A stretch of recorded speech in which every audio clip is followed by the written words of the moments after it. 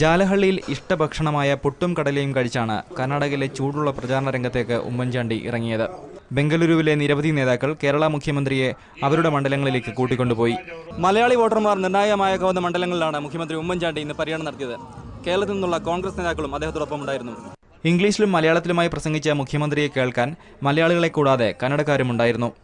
കർണാടകത്തിലെ ജയം ഇന്ത്യയിലെ കോൺഗ്രസിന്റെ വിജയത്തിന്റെ തുടക്കമായിരിക്കും എന്നതിൽ സംശയമില്ല.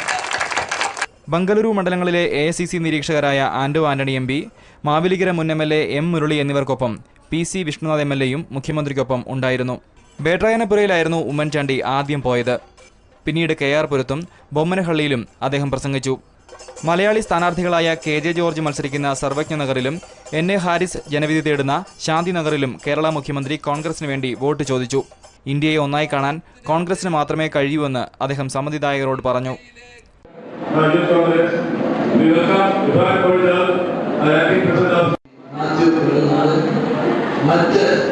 ഇന്ന് ഈ പ്രോഗ്രാമിലും സമീപ പ്രദേശങ്ങളിലുള്ള പരിപാടികൾ പങ്കെടുക്കാൻ വേണ്ടിയാണ്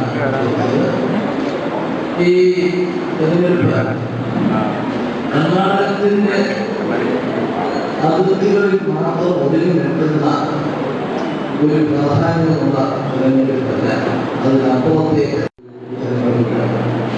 നമ്മുടെ രാജ്യം ഒരു പൊതു തെരഞ്ഞെടുപ്പിലേക്ക് നീങ്ങുക ഈ ഒരു വർഷത്തിലൂടെ. കർണാടകത്തിലെ തെരഞ്ഞെടുപ്പിന്റെ ഫലം അത് അടുത്ത തെരഞ്ഞെടുപ്പിനെയും ബാധിക്കും എന്നതിൽ യാതൊരു സംശയവുമില്ല.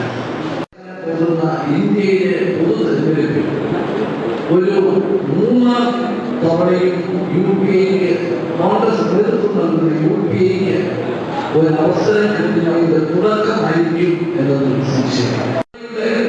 സാരഥികള നമ്മുടെ രാജ്യം എന്തായിരിക്കണം എന്ന് തീരുമാനിക്കേണ്ടത് നിങ്ങളാണ്. ഇന്നത്തെ വിദ്യാർത്ഥികളും ചെറുപ്പക്കാരും.